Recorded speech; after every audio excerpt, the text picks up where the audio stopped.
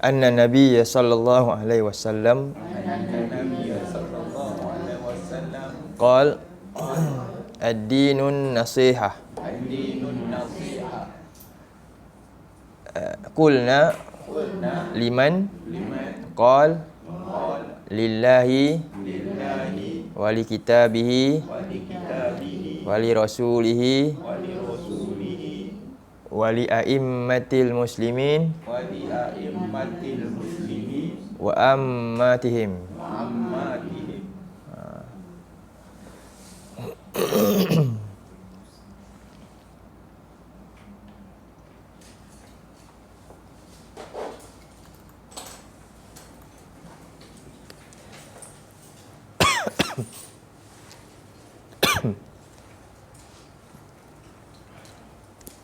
Jadi terjemahan dia an Tamim ya, daripada Tamim. Tamimi, oh ni Tamimid Dari. Kalau bacaan dia jadi sambungkan Tamimin. Tamimid Dari. Anna Nabiy sallallahu alaihi wasallam qala, daripada Tamim Ad-Dari bahwasanya Nabi sallallahu alaihi wasallam bersabda, ad-dinun nasihah, agama adalah merupakan nasihat. Agama adalah nasihat. Lalu para sahabat bertanya, qulna liman. Kami bertanya, liman untuk siapa? Liman bagi siapa? Sebenarnya nanti kita terangkan li ni adalah istihqaq. Jadi hak siapa? Nasihat, hak milik siapa nasihat tersebut? Jadi Nabi sebut qala lillah, iaitu hak Allah, hak milik Allah. Wali kitabihi, hak milik kitabnya. Wali rasulihi, hak milik rasulnya. Wali a'immatil muslimin, dan untuk seluruh pemimpin kaum muslimin. Wa ammatihim, dan rakyat, iaitu masyarakat mereka. Ammah ni maknanya masyarakat. 5 perkara lah yang Nabi sebutkan tentang apa? Ad-dinun nasihah. Baik. Perawi hadis ni adalah Tamim Ad-Dari. Nama betul dia, dia punya kunyah tu dipanggil Abu Ruqayyah. Kunyah dia Abu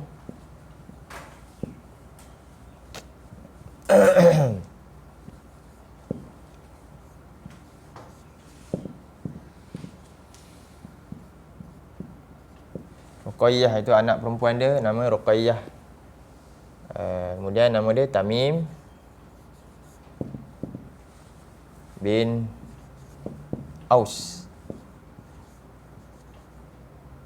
Aus bin Kharijah.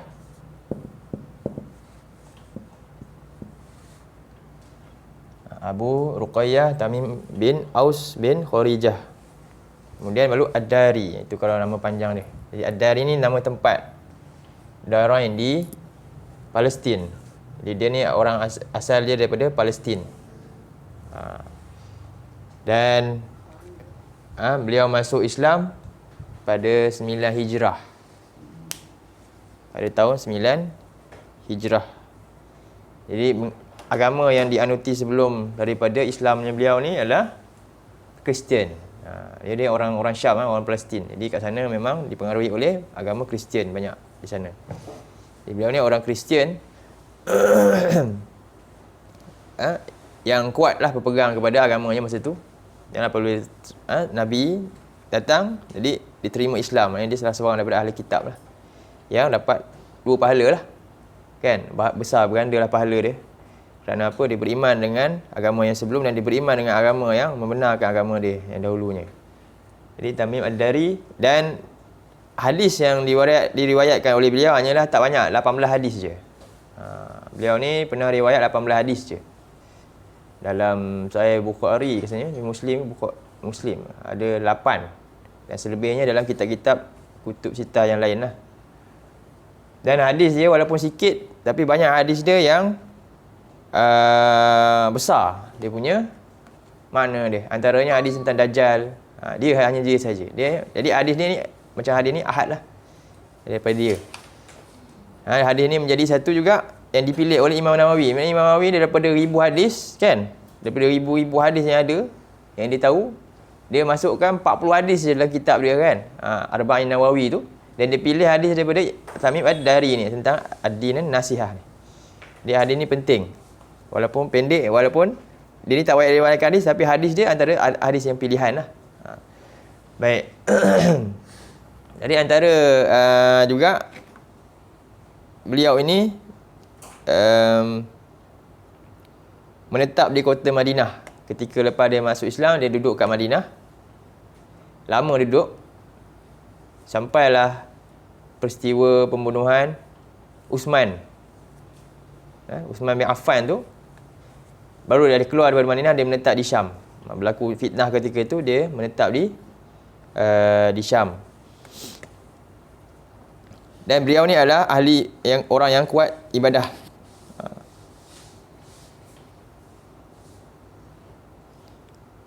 Dan dalam juga kisah dia juga, dia ni orang yang pertama menyalakan pelita dalam masjid. Jadi sebelum ni masjid gelap je. Yang bawa pelita dalam masjid adalah Tamim Ad-Dari. Dia lah. Kan ada kisah kan, bawa pelita masjid, orang terkejut kan. Dia lah yang bawa. Dan itu adalah orang kata musalah lah kan, benda kemudahan untuk ibadah yang dibenarkan. Ia bukanlah benda yang bid'ah dibuat.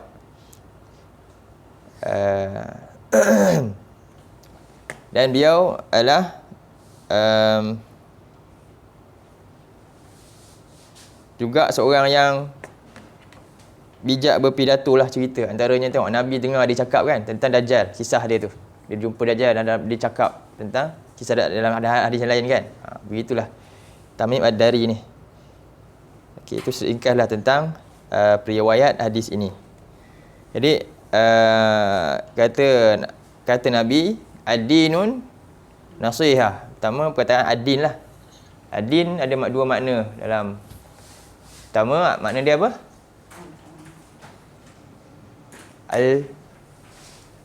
Ad-din. Pertama al-millah lah. Jadi kita panggil agama, kita panggil, ataupun jalan hidup kan. Yang kedua al-jaza. Al-jaza bermakna pembalasan.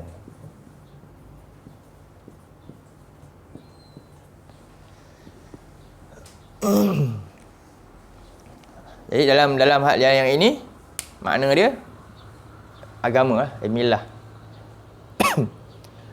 Sebab itu dalam surah Al-Maidah contohnya ayat yang ke-3, al-yauma akmaltu lakum din. Din di situ maksudnya agama. Ini surah 5 ayat 3. Surah 5 ayat 3, din di situ maksudnya agama. Manakala dalam surah lain juga inna dina indallahi Islam, itu semua maknanya al-millah lah, agama. Sesungguhnya cara hidup yang Allah terima hanyalah Islam. Banyaklah surah 5 ayat 3 lagi, surah 3 ayat 19 kan. Kemudian dalam surah 3 juga ayat 85, Allah kata wa may yatawi ghaira islami dinan falan yuqbala min. Siapa yang cari selain Islam itu sebagai agama, Allah tak akan terima. Jadi hanya Islam saja yang diterima oleh Allah, dan agama yang Allah iktiraf hanyalah Islam. Cara hidup lah maksudnya. Jadi kesimpulannya agama ni kalau lebih detail lagi, apa maksudnya? Cara hidup, cara fikir. Cara hidup ni apa? Dalam konteks zahir dan batin. Cara fikir dan cara bertindak. Itu maksud cara hidup. Berfikir dan bertindak dengan cara yang Islam ajarkan. Kemudian makna yang lain juga al-jaza sebagaimana dalam surah Al-Fatihah. Maliki yaumid Din. Di situ adalah maksud dia apa? Surah apa tu? Surah 1 ayat 4. Maliki yaumiddin, di situ maknanya balasan, iaitu Allah ini adalah yang menguasai hari bagi pembalasan.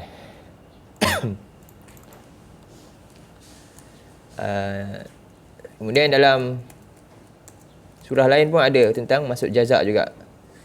Itu surah lagi. Ya.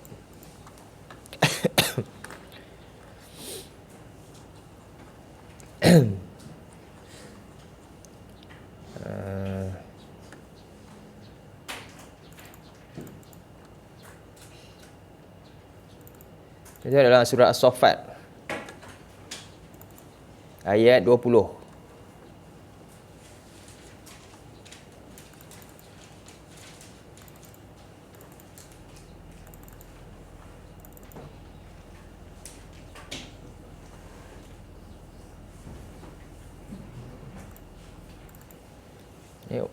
Allah kata apa?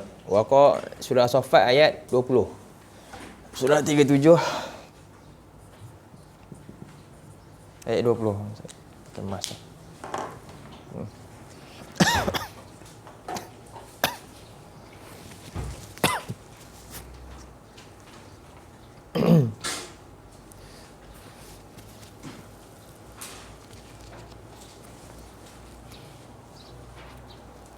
Wa qalu ya wailana hadza yaumuddin. Kita baca. A'udzubillahi minasyaitonirrajim.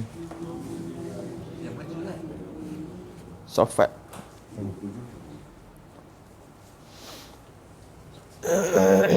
Wa qalu ya wailana hadza yaumuddin.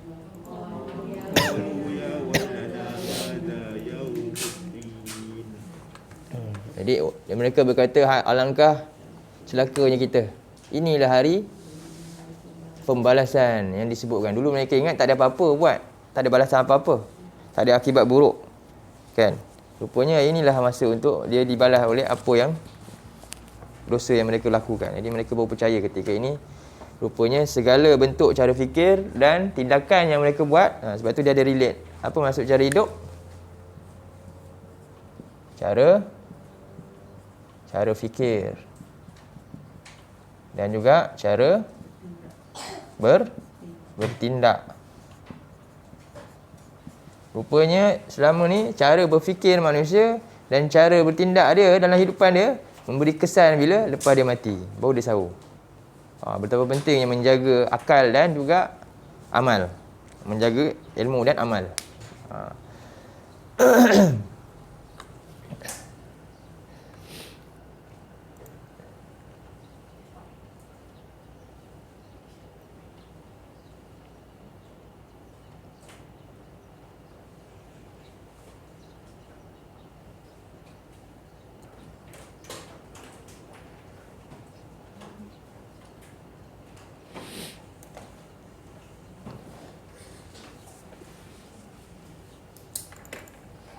Banyak tentang makna din ni, jazak ni juga dalam Quran. Selalunya bila selepas hari.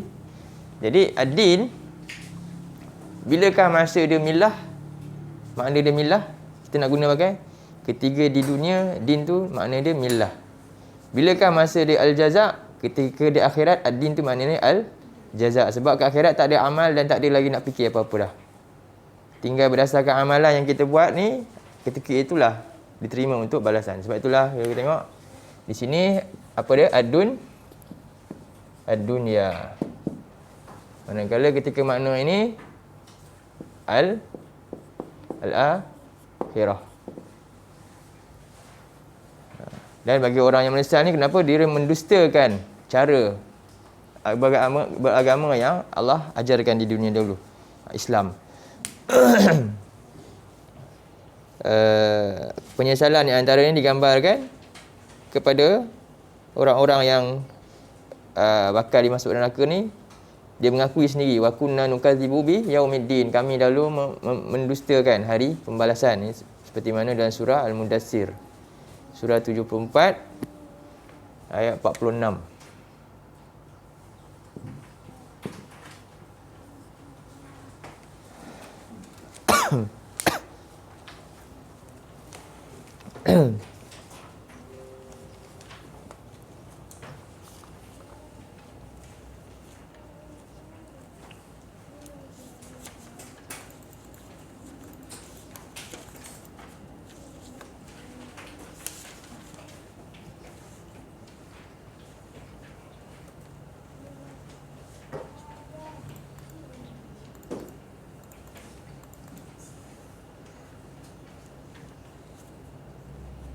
A'udzu billahi minasyaitonir rajim. Wa kunna nukadzibu biyaumiddin. Wa kunna nukadzibu biyaumiddin. Oh, sorry saya tak share, minta maaf dalam ni dalam Zoom. Surah apa tadi? 74 ayat 46. Boleh tengok ayat ni. Okey. Li wa kunna nukadzibu biyaumiddin, dan kami dahulu, antaranya kenapa menyebabkan kamu kena bakar ni? Kami dahulunya tak jalankan cara hidup, iaitu tak solat. Jadi cara fikir itu dengan kepada Allah. Maksudnya lam laku minal masallin. Kalau tengok ayat sebelum, kami tidak termasuk dalam golongan orang yang solat, iaitu apa? Tidak berhubungan dengan Allah, tak menjaga hubungan dengan Tuhan, tak melakukan perintah-perintah Allah. Dan juga walam naku nutimul miskin dalam ayat sebelum tu. Dan kami juga tak, ini juga hubungan dengan manusia, kami tak anjur untuk beri makan orang miskin. Wa kunna nukadzibu biyaumiddin, dan kami mendustakan hari pembalasan. Ini akibat daripada perkara inilah mereka dimasukkan dalam neraka, diazab oleh Allah. Dan sedangkan azab ini, pembalasan ini pasti akan datang, sedang mendatang kepada kita. Waktu untuk kita mengikuti milah ini dengan baik pasti akan tamat satu masa nanti. Kita kena ingat tu. Jadi peluang untuk kita ni betul-betul grab apa yang peluang untuk mengikuti cara hidup yang baik ni, dia bukan lama, dia sekejap je. Dia sekejap je sebenarnya. Jadi rugi kalau kita tak buat sungguh-sungguh, sebab benda dia, peluang dia sekejap. Lepas ni nanti barulah nak jadi Muslim, kan ada kan? Kerana dahulunya tak nak ikut cara fikir dan cara bertindak macam orang Islam ni, macam apa yang Nabi dan sahabat ni lakukan. Ketika itu menyesal yang sampailah berkekalan sampai bila-bila penyesalan dia. Allah kata dalam surah Al-Zariyat ayat 6, wa inna ad-dina lawaqi'. Surah 51 ayat 5 ayat 6.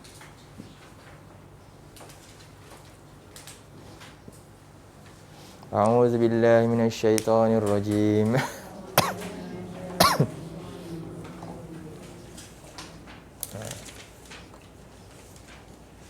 Okey. Jumpa. Wa inna ad-dina lawaqi'. Wa inna ad-dina lawaqi'. Wa inna ad-dina lawaqi', dan sesungguhnya apa ad-din ni maksudnya? Al-jaza'. Betul saya kata, bila cerita je pasal akhirat, bukan lagi makna milah dah tak ada lagi, dah tak ada, dah selesai lah. Dah tak ada iktiraf apa-apa dah ketika itu, sebab Allah dah ambil satu je milah, iaitu Islam. Jadi dan sesungguhnya balasan ketika itu lawaqi', pasti akan terjadi. Jadi milah yang dimasukkan adalah Islam. Tengok balik surah ni. Pertama, milah yang paling sempurna adalah Islam sendiri. Buka surah 5 ayat 3 tadi. Surah 5 ayat 3. Kita ambil bahagian ayat dia yang bawah tu. Daripada al-yawma akmaltu.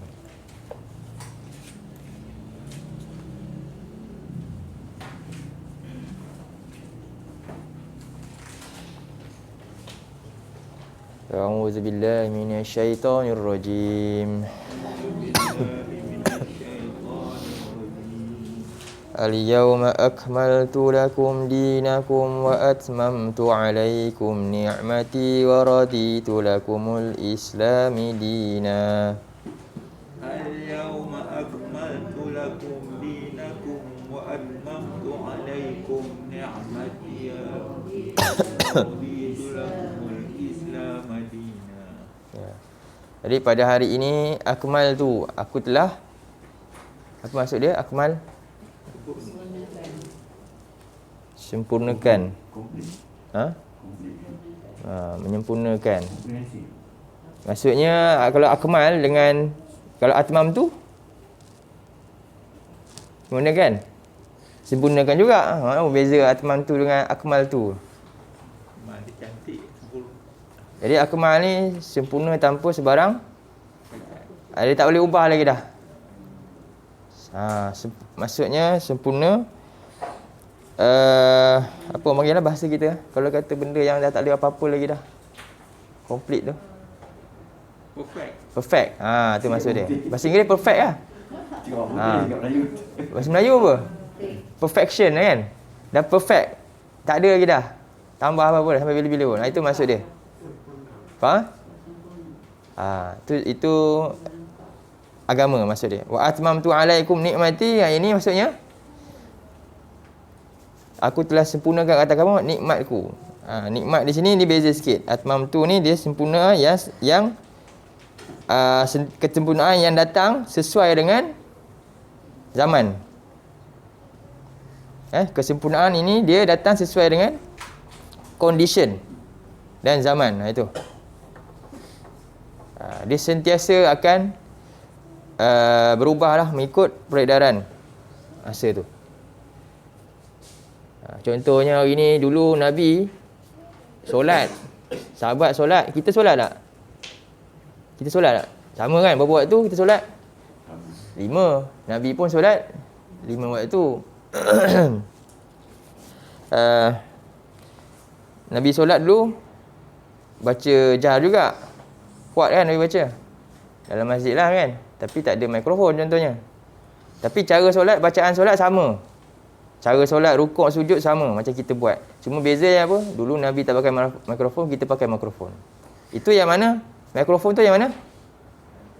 Atmamtu alaikum nikmati. Faham? Itu maksud atmam tu kat situ. Jadi waraditu lakum al-Islam dinan, dan aku redha untuk kamu Islam itu sebagai apa ni? Dinan. Cara fikir dan cara bertindak tu, cara hidup.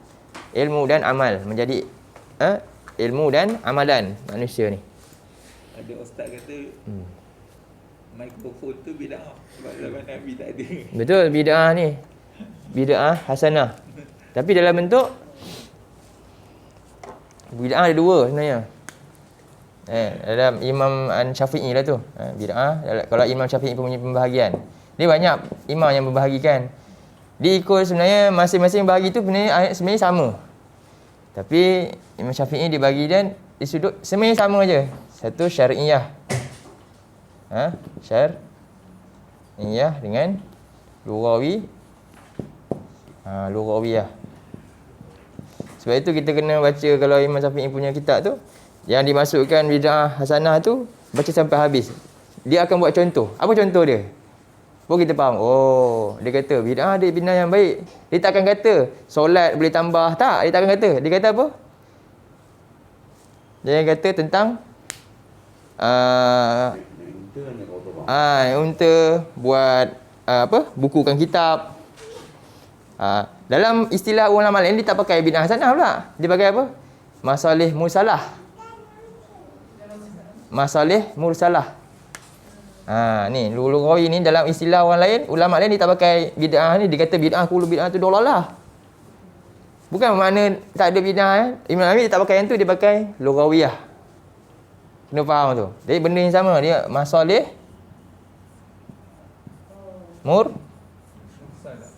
mursalah. Benda yang sama je. Benda yang sama je. Jadi orang gunakan ni untuk benarkan syariah baru. Faham? Orang gunakan bid'ah hasanah kat sini. Ni ada bid'ah hasanah. Kat sini. Jadi orang akan gunakan ni, dia tak akan buat contoh punya. Dia kata tak akan ambil sampai habis, tak akan quote sampai habis. Dia kata ada bid'ah hasanah. Tapi dia buat contoh yang dia punya. Bukan contoh yang dibawa oleh Imam Syafi'i tu. Contohnya baca Yasin. Tengok, dia bawa contoh yang lain. Tak ada, Imam Syafi'i tak kata pun. Contohnya dia kata beri makan kan. Orang mati kita buat tahlil. Imam Syafi'i paling bantah, dia kata pahala tak sampai. Imam Syafi'i yang kata. Kenapa dia tak ambil contoh yang Imam Syafi'i bawa contoh?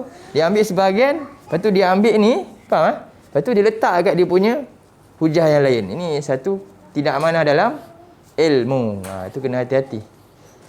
Jadi kita kata ada biasa, memang ada pun biasa hasanah, kita sokong.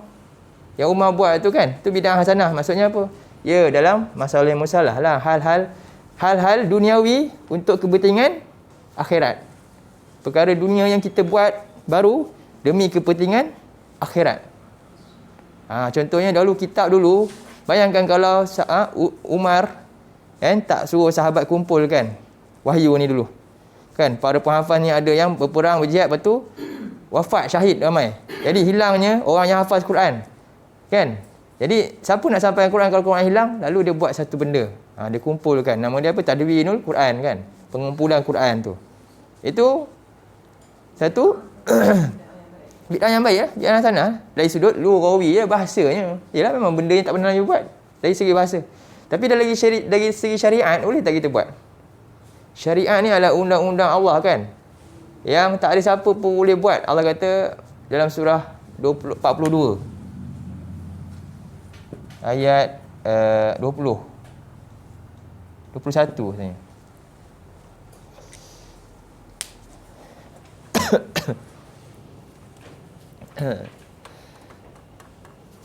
ayat 21. Jadi bila orang kata hasanah, kita tengok apa dia buat contoh. Dia seleweng contoh ke, ataupun dia seleweng makna maksud sebenar ke, ataupun dia amanah. Dia cakap kat dia, kena tengok dulu. Ayat 21. Tengok Allah tanya. A'udzubillahi minasyaitonirrajim.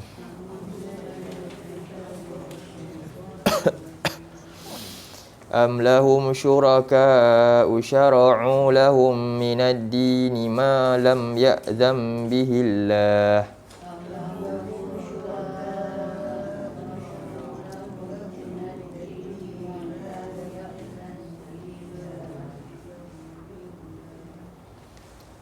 Walaula kalimatul fasli laqudiya bainahum.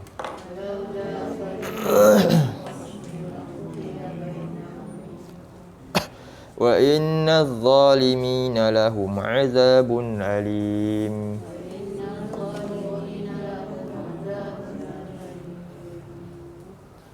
Adakah bagi mereka itu ada sekutu-sekutu, iaitu ada yang orang yang ada autoriti ada kuasa untuk syara'u, membuat syariat untuk mereka. Minad din ni dalam agama ni. Nampak? Agama sini maksudnya apa? Millah lah. Cara hidup. Sebab itulah maksudnya bila sebut agama ni, millah ni, bid'ah ada dua. Satu bid'ah dalam akidah. Satu bid'ah dalam amalan. Faham? Bid'ah yang haram yang tak boleh buat ni, yang Nabi kata kullu bid'atin dalalah ni, bid'ah akidah dan bid'ah dalam beramal yang syar'i. Tengok hari ni akidah Islam kan. Dia kata apa? Muhammad itu Allah. Allah tu Muhammad, dia kata rupanya. Nampak? Itu bid'ah yang menyesatkan, jauh berbeza lah. Dia kata lagi apa dia? Nur ni, semua ni cipta ni asbab dia daripada Muhammad tu. Dari peluh dia, ni ada Nur Muhammad tu menjadi bumi ni. Waliyazubillah. Jadi macam tu pula dah. Jadi itu bid'ah dalam akidah, bahaya juga. Banyaklah kan hari ni. Dan juga dalam ibadah pun sama. Banyaklah bid'ah. Dia antaranya dia tak jaga Quran ni dari segi maknanya. Dia ambil Quran dan dia buat bid'ah dengan ayat Allah tu sendiri. Contoh dalam bab menggunakan ayat-ayat Allah lah pun banyak. Kebanyakannya dia buat benda yang tidak.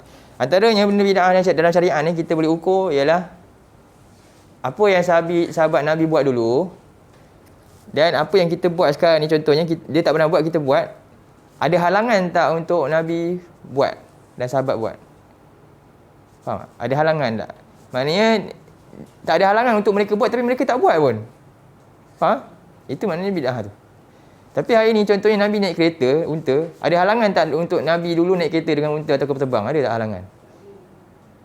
Adalah halangan sebab kilang tak ada lagi flight. Tak ada teknologi kapal terbang. Faham? Kalau ada pun Nabi tentu lagi maju dari kita. Betul tak? Dia orang lagi nak cepat kan? Tak ada halangan untuk dia buat. Ada halangan dulu sebab tak boleh. Masa tu teknologi sampai situ je. Faham? Tapi kalau macam contohnya solat 5 waktu. Dulu sahabat buat 5 waktu sampai sekarang 5 waktu. Tak ada halangan pun mereka nak tambah pun. Boleh je bila-bila masa kan. Tapi kenapa tak buat? Maknanya itulah syariat tu. Tak boleh ubah lah.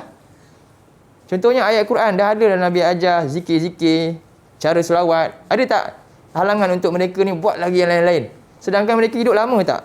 300 kurun. Dan mereka berperang kan. Macam Nabi sakit, sahabat sakit kan. Nak baca apa-apa masa Nabi, cara contohnya. Contohnya apa? Ketika perang kan, takut kalah, takut mati. Ada halangan tak Nabi dan para sahabat ni kumpul ramai-ramai, jom buat solat tahajud, jom buat solat hajat? Ada halangan? Ada halangan? Perang ni, perang Badar ni. Ada tak halangan untuk Nabi kumpul semua sahabat, jom kita ramai-ramai buat solat hajat? Ada tak? Boleh je buat, kenapa tak buat? Itulah bid'ah nama dia. Faham? Ni cakap ni kalau ni kena serang lah nanti. Tulis W kat saya lah. Tapi hakikat ni macam tu lah, itulah bid'ah. Tak ada halangan mereka nak buat, tapi kenapa dia tak buat? Faham? Sebab dia syariat. Itu. Nak ukur dia senang je. Itu cara dia antaranya. Jadi Allah tanya, siapakah yang ada autoriti untuk buat syariat ni sesuka hati yang Allah tak pernah izinkan untuk buat. Sedangkan agama ni telah akmal, telah sempurna. Itu maksud dia. Baik Itu tentang bid'ah. Jadi bila sebut bid'ah sana, ya kita nak maksudnya masalah musalah lah, guna yang sama je. Dalam hal apa dia? Duniawiyah yang kita nak buat untuk apa? Tolong agama ni.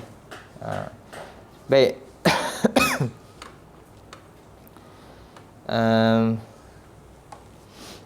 Jadi agama yang Allah terima hanyalah Islam. Cuba tengok surah 3 ayat 19 tadi.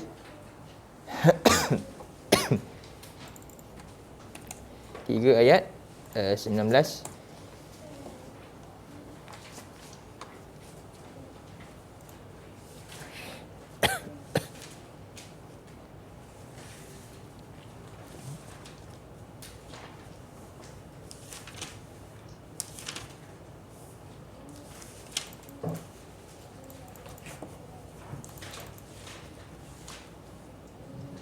أعوذ بالله من الشيطان الرجيم إن الدين عند الله الإسلام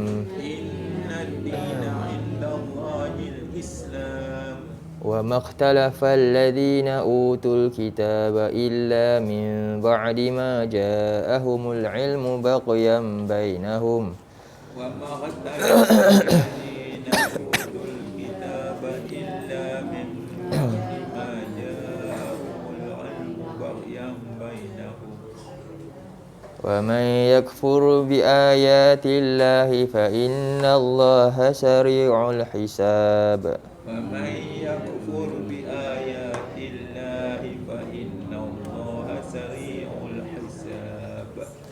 Jadi sesungguhnya agama di sisi Allah hanyalah Islam. Jadi ni bila kita tengok ayat ni adalah satu juga garis lurus. Garis pemisah di antara orang yang boleh nawaqid, membatal keislaman seseorang. Nawaqidul Islam. Sebab apa? Bila dia kata agama lain pun ada kebaikan. Faham? Sama. Agama pun sama, yang lain pun sama juga. Ada persamaan dari sudut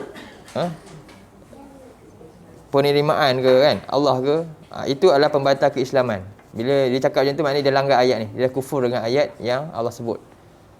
Kita semua akan masuk syurga. Beza dia, cara kita berbeza-beza, tapi semua nak menuju ke syurga.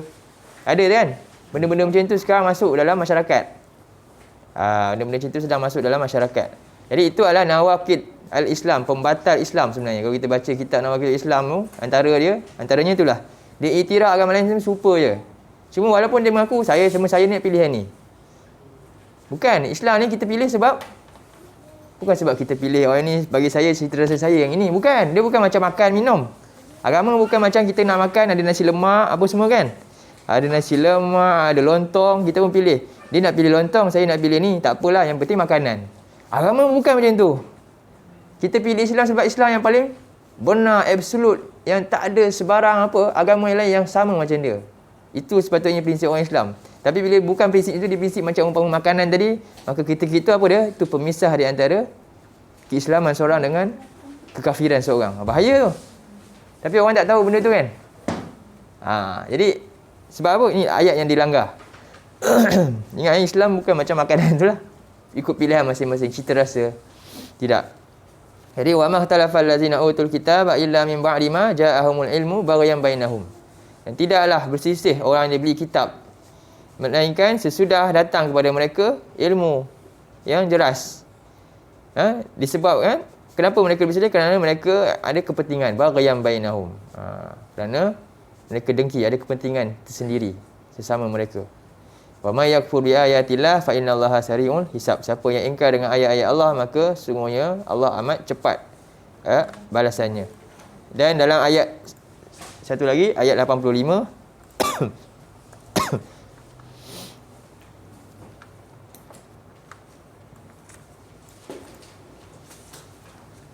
dan ayat ni juga adalah kunci juga kepada prinsip Islam kita yang kuat. Sebab tu orang Islam antaranya prinsip asal Islam dia nak tahu. Ayat ni dia kena selalu tengok, renung ayat ni. Kita baca wa may yabtaghi ghairal islami dinan falan yuqbala minhu wa huwa fil akhirati minal khasirin. Wa may yabtaghi ghairal islami dinan falan yuqbala minhu wa huwa fil akhirati minal khasirin. Barang siapa yang mencari selain Islam itu dinan sebagai bentuk cara nak fikir ataupun sebagai bentuk cara untuk beramal, kan ada orang dia ambil amalan Islam, contohnya dia doa, kan doa memang anjuran Islam, doa buat ibadah kan, dia kata doa, tapi dia kata apa, cara fikir dia tentang doa berbeza dengan orang Islam punya. Kita doa ni rayuan kita nak kepada Allah kan, minta Allah ni bertawakal, menyerahkan semua kepada Allah bulat-bulat, tapi bagi dia lain pula. Apa dia? Doa ni dia kata apa? Apa dia? Feeling is prayer contohnya. Rasa itu umpama, nampak tak? Tuhan dia itu adalah apa? Dia punya emosi, rasa, perasaan, dia mengawal kita punya doa tu. Faham? Jadi ini cara fikir salah, tapi dia guna amalan Islam. Nampak? 385. Jadi dia kena dua-dua yang sama, komplit. Dua-dua mesti selari. Amal, ilmu dan amalan mesti sama. Jadi inilah penyelewengan akidah dan juga amalan yang berlaku. Ada yang ni dia kepada bid'ah, yang ni pula kepada akidah. Tak nampak pun.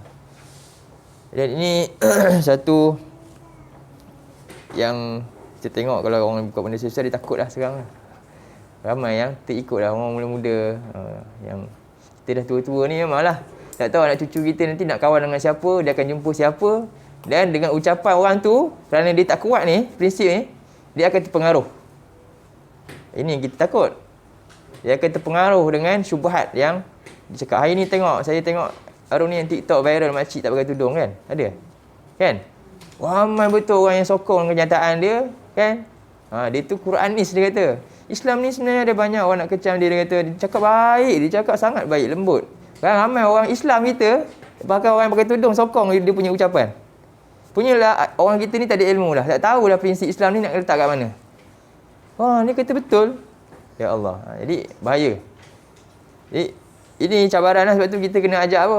Fahamlah Quran. Jom belajar Quran. Sebab apa? Orang dia kata dia ikut Quran juga. Dia baca translation je lah. Dia tolak lah. Dia ikut yang itu. Dan ini itu pluralisme lah. Liberalisme dah masuk. Dan ia mengelirukan ramai orang-orang jahil. Orang Islam yang jahil. Sedangkan Allah kata apa? Siapa yang cari selain Islam itu sebagai prinsip dalam agama dia, sebagai tindak tanduk dia dalam perlakuan dia, tindakan dia, fala yuqbala min, tidak akan diterima. Jadi Allah tak terima apa? Akidah kita salah, walaupun kita punya amalan macam Islam. Tapi rupanya akidah salah. Allah tak terima. Ataupun akidah dah betul. Kan? Tujuan ikhlas kerana Allah. Tapi amalan pun Allah tak terima. Tak ikut Islam. Tak boleh. Ni kedua-dua tu maksudnya. Fala yuqbala min wa huwa fil akhirati minal khasirin. Dan di akhirat nanti dia rugi. Sebab tu kita kena benar-benar jelas. Itu maksud ad-din. Jadi ad-din. Jadi tidak disebutkan Nabi ad-dinun nasihah. Apa itu nasihah pula? Apa itu nasihah? Jadi kita hari ni mungkin sampai sini. Sikit. Ni dapat ya? Dia faham ni maksud ad-din. Jadi al-milah itu maksudnya ketika di dunia ini ad-din ni ketika di dunia nama dia al-milah menunjuk pada apa? Cara fikir, cara hidup kita ikut Islam dan bertindak kita. Manakala ketika ada akhirat ad-din ni mana dia apa? Al-jaza. Kerana ketika inilah masa untuk dibalas semua apa yang kita lakukan berdasarkan apa yang telah Allah ajarkanlah. Kemudian an-nasihah. Kita bincang makna nasihah pula. Si padam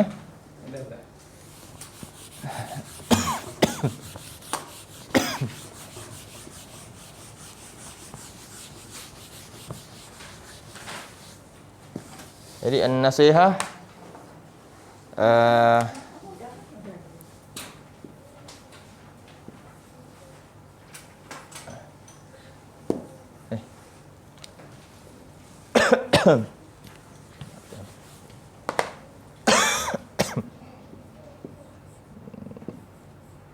nasihah.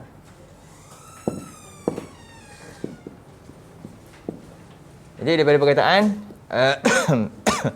nasoha lah.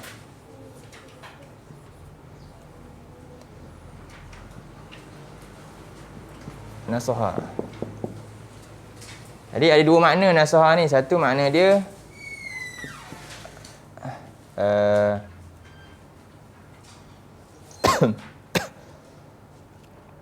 khalasa.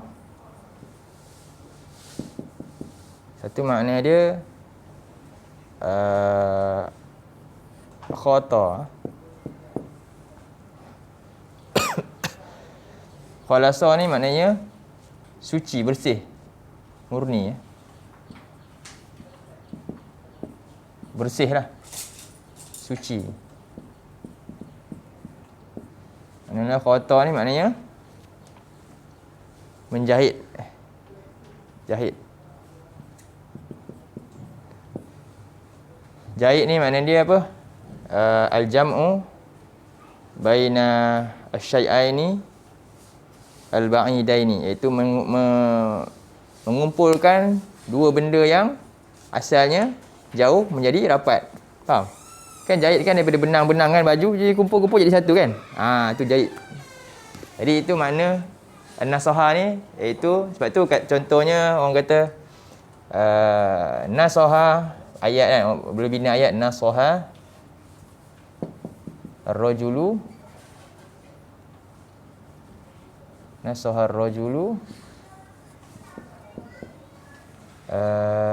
al-asal.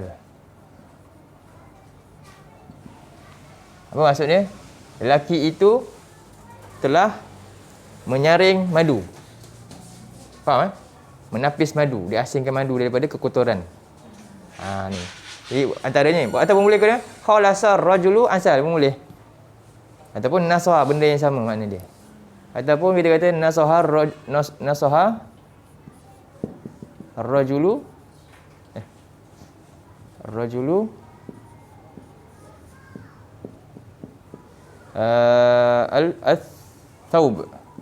al-thawb. Lelaki itu menjahit baju contohnya. Jadi ni dua makna nasaha secara bahasa.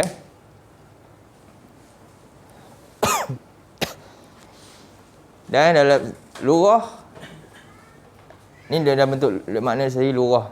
Dari segi istilahnya apa dia? Menyuruh kepada ma'ruf, mencegah kemungkaran itu. Dia ada dua benda yang sama. Daripada makna ni juga kita nampak apa dia? Mengajak manusia ni kepada ma'ruf tu apa? Sucikan kita ni daripada sebarang syirik. Ikhlaskan ketaatan kita kepada Allah. Ada kaitan. Dan juga mencegah mungkar. Dan maksudnya apa? Jahit ni kita tengok Nasar Rajulul As-Taubah ni memberi faedah, manfaat dengan tindakan-tindakan sehinggalah bersatunya sesuatu yang asalnya kecelaru tadi. Kan? Ustaz, saya tak berapa jelas tu, Ustaz. Oh, tak apa jelas. Okey. Saya tak tahu orang lain. Buka surah 3 dulu, ayat 104. Dia ada kaitan dengan ayat ni. Tapi kita nak relatekan kenapa makna ni, apa yang boleh kita nampak daripada maksud ni. Surah 3 104 kan.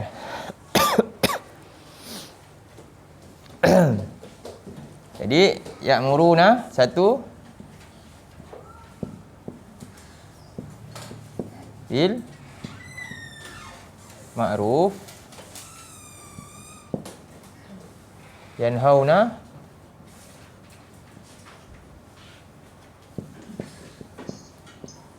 anil munkar.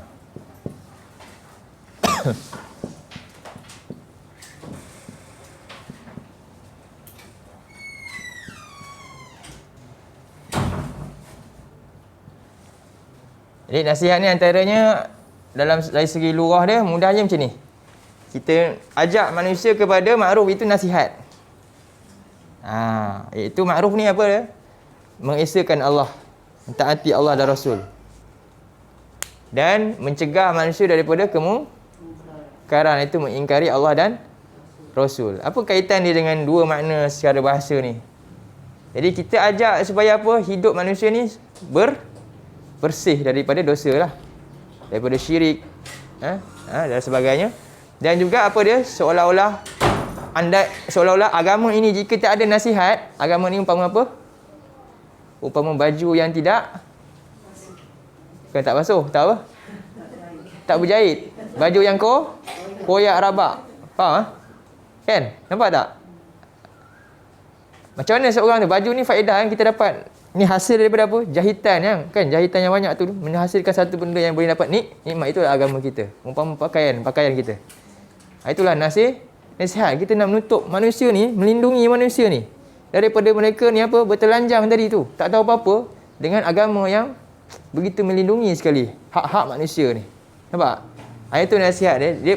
Syarat dia pertama mesti suci dalaman dahulu, mesti bersih dulu, disaring pelbagai anasir yang buruk.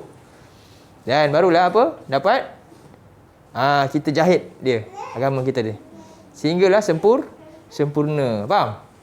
Itulah makna nasihat. Jadi secara istilah senangnya apa dia? Ajak manusia kepada ma'ruf, cegah daripada kemungkaran. Itulah maksud nasihat. Tapi kalau nak faham lebih dalam, ni lah maksud dia tadi. Ni.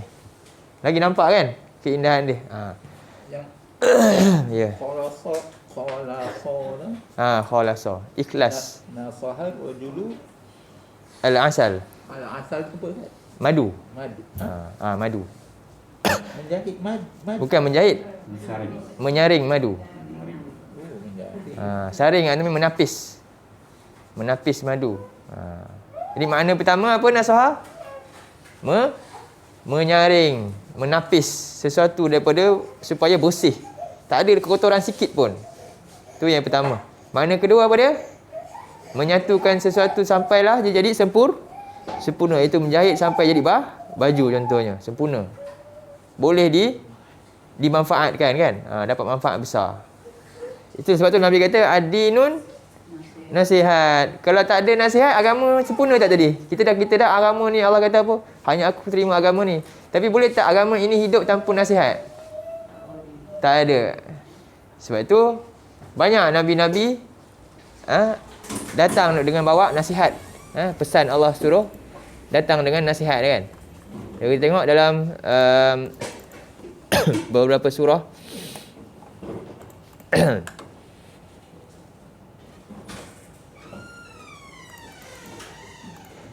Antara ini surah Al-A'raf ayat 26, ayat 62. Okey, nasihat ni surah Al-A'raf ayat 62.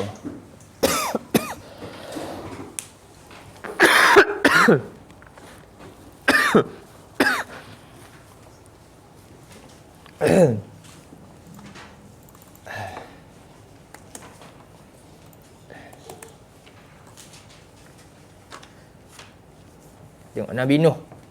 Nabi semua sebutkan. Ustaz, macam mana ada kaitan dengan jahit? Kaitan dia ni balaghah sikit ni sebenarnya. Kalau tak ada jahit ni, kita dapat tak pakai baju sekarang? Kalau kan? Tak sempurna agama kita tanpa faham? Agama ni umpama pakaian. Agama kita ni umpama pakaian. Pakaian ni melindungi kita tak? Tanpa agama, cuba yang pakaian kita koyak sikit. Tapi tak ada jahit. Sempurna tak? Sempurna tak agama tu? Umpama pakaian kita lah. Cikgu nak datang tak? Pakaian cikgu koyak sikit sini. Malu tak? Itulah umpama agama. Agama mesti ada datang dengan nasihat. Itu mesti disempurnakan. Jadi kalau agama tu bocor, rosak, kita kena jahit balik tak? Kena jahit agama. Hari ni kita bayangkan kalau orang semua diam je. Semuanya, ustaz dia punya lah. Ustaz dah ajar saya duduk diam je. Dia belajar untuk dengar je, bukan nak keluar mengajar. Contohnya. Boleh tak macam tu? Sekarang Nabi kata, khairukum man ta'allama al-Quran wa 'allamah. Dia ambil khairukum man ta'allama al-Quran je. Mana wa 'allamah ya? 10 tahun tu dah, 20 tahun dah. Rupanya belajar nak dengar je. Ini tak patut. Sebab apa? Agama sedang dirobek. Banyak tempat bahagian agama dah koyak sana, koyak sini, koyak sana. Dan orang yang nak menjahitnya tak cukup. Tak cukup, tukang jahit tak cukup. Jadi kita kena tak menyumbang juga jahitkan sekali. Kena tolonglah jahit dengan ilmu. Faham? Nampak dah analogi dia. Itu alhamdulillah. Umpama begitulah. Okey. Dalam satu yang baca tu, dia bukan saja kain Ustaz. Dia mula daripada benang-benang tu dijalin, ditenun jadi Subhanallah. Bayangkan. Proses. Kemudian baru dicantum pula, dijahit lagi. Subhanallah.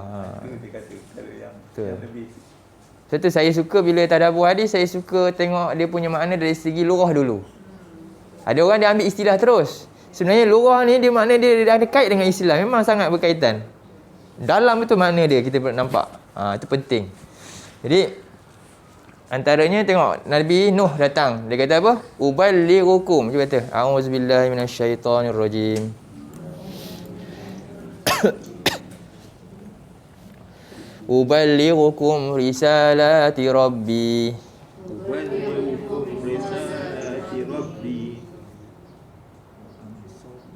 wa ansahu lakum wa a'lamu minallahi ma la ta'lamun.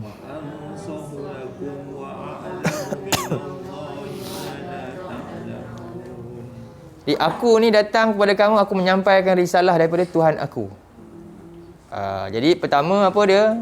Kita ni nak dapat nak memurnikan orang dan juga nak membetulkan sesuatu yang dah rosak kan, ada koyak tadi. Agama ni cara dia dengan apa? Bawa risalah Allah. Nampak Nabi Nuh dia yang bawa risalah Tuhan. Sebab tu dia kata apa? Wa ansah. Maksudnya apa? Aku nak mensucikan kamu dan nak islah, repair balik yang koyak tadi tu. Umpamanya orang ni bila hilang agama, umpama dia pakai pakaian dia tak ada, dah hilang, dah selucut, dia koyak, dia tak ada pakaian. Tengok dia punya tahap lah. Kalau dia tak ada agama, seolah dia bogel lah tu. Kan? Kalau dia ada agama tapi sikit-sikit seolah pakaian dia dah koyak rabak dah. Dan pertama apa? Dia nak sucikan. Itu tujuan Nabi datang. Dia nak tolong orang ni, nak bersihkan dia daripada kekotoran. Dan nak selamatkan dia, nak tutup dengan pakaian yang sempurna. Itu ansah tu. Dan aku dengan ilmu dia datang. Wa a'lamu minallah. Dan aku tahu daripada Allah, bukan daripada idea aku. Ini satu lagi prinsip. Jadi prinsip dakwah datang daripada siapa? Allah, bukan daripada idea kita sendiri. Dan kita dapat ini semua berdasarkan daripada apa? Daripada ajaran Allah sendiri. Pentingnya. Jadi ma la ta'lamun, dan aku tahu daripada Allah apa yang kamu tidak tahu. Jadi ini Nabi Nuh datang dengan bawa nasihat. Kemudian dalam surah Al-A'raf juga tengok ayat 68, ayat atas sikit.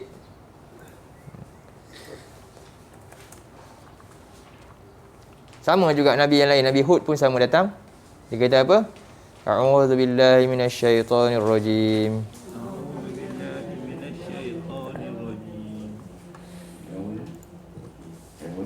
Ayat 68. 762, 768. Ini semua para nabi datang membawa nasihat. Uballighukum risalati rabbi wa ana lakum nasihun amin.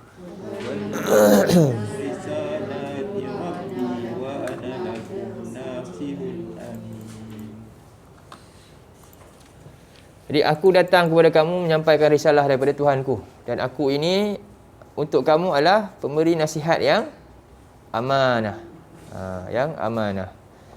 Itu Nabi Hud. Kemudian ayat seterusnya dalam ayat 79 surah yang sama.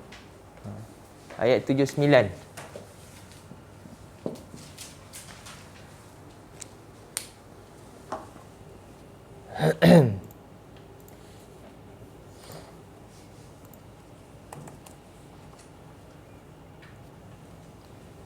A'udzu billahi minasyaitonir rajim. A'udzu billahi minasyaitonir rajim.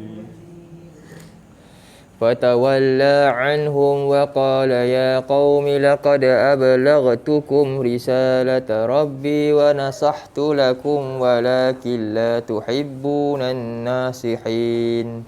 Fatawalla anhum wa qala ya qaumi laqad ablaghtukum risalata rabbi wa nasahtu lakum walakin la tuhibbunan nasihin.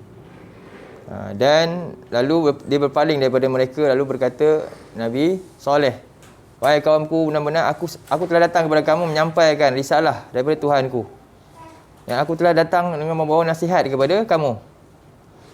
Tetapi kamu tak suka kepada nasihat ni. Dia tak suka untuk berubah, tak suka untuk membersihkan diri dia.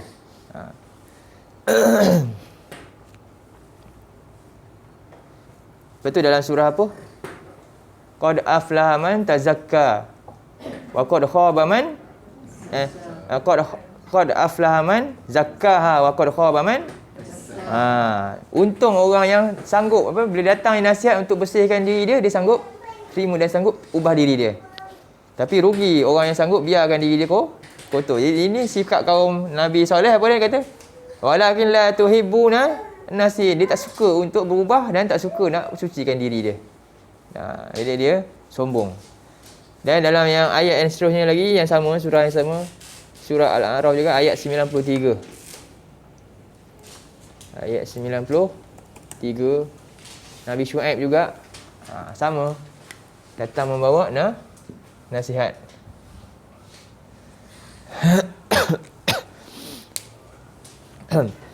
Fatawalla anhum wa qala ya qaumi laqad ablaghtukum risalati rabbi wa nasahtu lakum. Fatawalla anhum wa qala ya qaumi laqad ablaghtukum risalati rabbi wa nasahtu lakum. Fakaifa asa ala qaumin kafirin.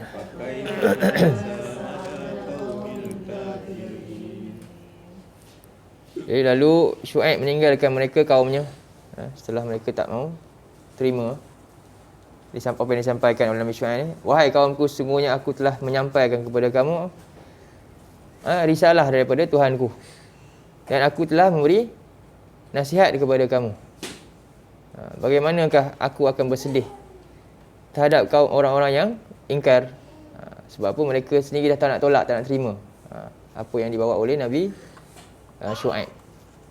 Jadi ini semua para nabi yang terdahulu, antara ini kisah-kisah besar para nabi, Nabi Syuaib, Nabi Nuh, Nabi Hud, Nabi Saleh dan Nabi Syuaib. Yang banyak antaranya dalam Quran ni, semuanya datang dengan bawa agama, iaitu disertakan dengan agama ni apa? Dengan nasihat. Jadi tidak dapat tidak, agama itu adalah nasihat. Nasihat itu adalah agama. Itu benda yang sama. Dia umpama macam dalam hadis yang lain, Al-Hajju Arafah. Arafah tu haji. Haji tu maknanya Arafah. Kalau tak pergi Arafah tu bukan haji, walaupun buat semua yang lain. Faham? Begitu juga agama. Agama ni adalah nasihat. Kalau tak ada nasihat tu bukanlah agama. Walaupun dia buat solat apa semua tapi duduk dia diam je. Sebab tu Allah cela tak orang yang macam ni. Allah cela. Allah sebut dalam surah 8. Cuba buka surah 8. Kita tengok ayat ni dulu Nanti kita sambung yang ni. Surah 8 ayat 20 hingga 22.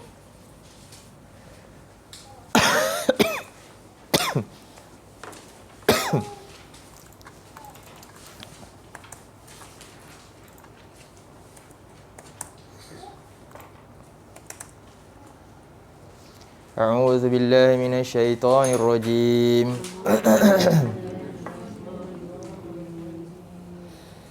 Ya ayyuhalladzina amanu atii'u Allaha wa rasulahu wa la tawallaw anhu wa antum tasma'un. يا أيها الذين آمنوا أطيعوا الله ورسوله ولا تولوا عنه وأنتم تسمعون ولا تكونوا كالذين قالوا سمعنا وهم لا يسمعون. ولا تكونوا كالذين قالوا سمعنا وهم لا يسمعون إن شر الدواب عند الله السم البكم الذين لا يعقلون. إن شر الدواب عند الله